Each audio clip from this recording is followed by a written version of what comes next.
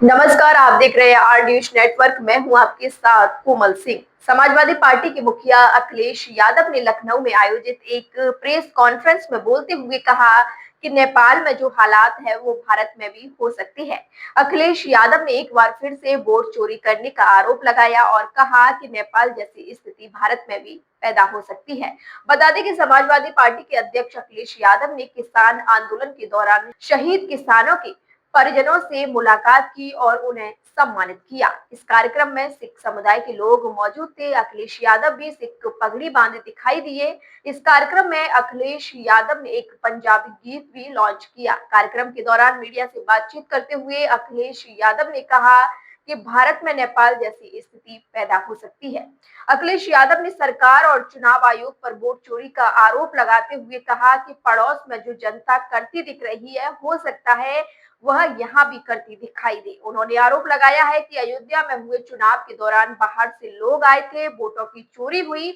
अगर ये चलता रहा तो देश में भी नेपाल जैसी हालात पैदा हो सकती है। उन्होंने आगे कहा कि भारत सरकार की पहली प्राथमिकता यह होनी चाहिए कि हमारे पड़ोसी देशों और हमारी सीमाओं पर शांति बनी रहे।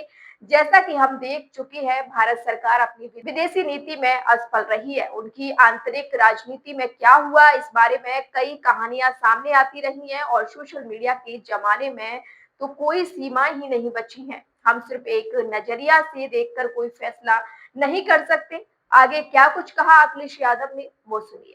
पहली प्राथमिकता ये होनी चाहिए कि जो हमारे पड़ोसी देश हैं उसमें शांति हो और जो बॉर्डर्स हैं उसके आसपास शांति हो। ये पहली प्राथमिकता भारत सरकार की होनी चाहिए। और भारत सरकार अपनी विदेश नीति पे कई बार असफल हुई है, हमने आपने देखा है। वहां की इंटरनल पॉलिटिक्स में इंटरनल क्या क्या हुआ है उसमें बहुत सारी स्टोरीज आ रही हैं, क्योंकि सोशल मीडिया के समय पर कोई बाउंड्रीज नहीं है। एक पहलू देख करके कोई हम निर्णय नहीं ले सकते हैं। वहां और भी कई सवाल थे, गरीबी के, बेरोजगारी के, महंगाई के, और जो जिस जनरेशन के बारे में बात हो रही है वो लोग भी कुछ सोशल मीडिया में चीजों को प्रोपोगेट कर रहे थे। तो बहुत सारी चीजें हैं जिनको किया जा सकता है एक साथ जोड़ करके, लेकिन हमारा देश और खुशहाल हो। हम सब यहां बैठे लोग हैं जो भविष्य अच्छा देखना चाहते हैं। P for progress. हमारा साथी, लाड़ी साथी जो पगड़ी पहना रहा था, वो कह रहा था कि लाल रंग की पगड़ी खुशी में पहनाई जाती, खुशी के समय पर। मैं उसको धन्यवाद देता हूं क्योंकि अब खुशियां और अच्छाई के रास्ते पे जाने वाले हैं हम लोग, सरकार बनाने वाले हैं। ये बात सुनिश्चित करना चाहिए, ये इलेक्शन कमीशन की जिम्मेदारी है कि इस तरह का वोट चोरी कहीं ना हो, वोट डकैती कहीं ना हो। हालांकि जिस इलेक्शन की वो रेफर कर रहे थे वो अलग इलेक्शन है, लेकिन पूरा देश जानता है और आपने बड़े करीब से देखा यूपी का, जब ये वोट चोरी से नहीं जीत सकते थे तो सोचिए रिवॉल्वर निकाल करके इन्होंने वोट रोका। अपने स्वजाति लोगों को पोस्ट कर करके उस समय जितने भी प्रिसाइडिंग ऑफिसर्स बने थे, जितने भी चुनाव से संबंधित अधिकारी पोस्ट हुए थे, क्या मुख्यमंत्री जी ने अपनी स्वजाति के नहीं पोस्ट किए थे? कुंदरकी का चुनाव हो, डीएम, एसपी, कमिश्नर को क्या निर्देश नहीं थे? सोचिए कोई पॉलिटिकल पार्टी, हम शिकायत करते रह गए।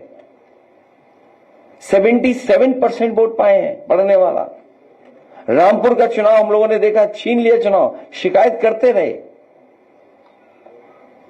मीरापुर का चुनाव और अयोध्या के चुनाव में एक व्यक्ति पकड़ा गया था, वो एक मंत्री का साथी था। 5000 लोग आए हुए थे अयोध्या के चुनाव में। सोचिए आप, बाहर से लाए गए थे, अमेठी से, तिरोई से, वहां से गए थे लोग। जो पकड़ा गया था व्यक्ति वो खुद स्वीकार कर रहा था कि वो मंत्री से फोन मिलाई है। पुलिस का इंस्पेक्टर होशियार था, उसने बस फोन को काट दिया, लेकिन सच्चाई उसी से में खुल जाती। भारतीय जनता पार्टी की सरकार हिरासत में मौत का रिकॉर्ड के रिकॉर्ड बना रही है और कोई एक घटना नहीं है। गुजरात के बाद शायद सबसे ज्यादा कस्टोडियल डेथ अगर कहीं हो रही है उत्तर प्रदेश में हो रही है। अभी तक तो दूसरे मारे जा रहे थे, दूसरे लोगों की जान ली जा रही थी। अब उन्हें दुख महसूस हुआ कि अपने को खोने से क्या दुख होता है। लोगों का जो दर्द हम लोग कहते थे यहां बैठ करके आपके बीच में समय समय पे कहते थे, कम से कम अब भारतीय जनता पार्टी के लोगों को दर्द समझ में आया होगा। और न केवल निंदा करनी चाहिए इस घटना की, बल्कि इस घटना के पीछे कौन है, इस तरह के काम करने के तरीकों को बढ़ावा कौन दे रहा है, कौन लोग हैं जो पीछे बैठ करके बढ़ावा दे रहे हैं। बीजेपी के लोग ऊपर से चमकते हुए दिखाई देते हैं, अंदर से खोखले हैं।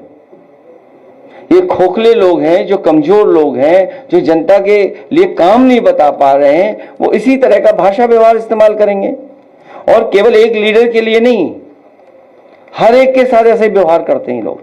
हमारी अपील है यहां से, आज जब हमारे सिख समाज के लोग यहां इतनी बड़े पैमाने में बैठे, इनकी भी मांग थी कि पंजाब के लोगों का पूरा भरपाई हो, उनकी जो नुकसान हुआ है फसल का पूरी भरपाई हो, जानवर का उसकी मदद हो, घर मकान की मदद हो, जान माल का जितना नुकसान हुआ है उसकी सरकार भरपाई करे।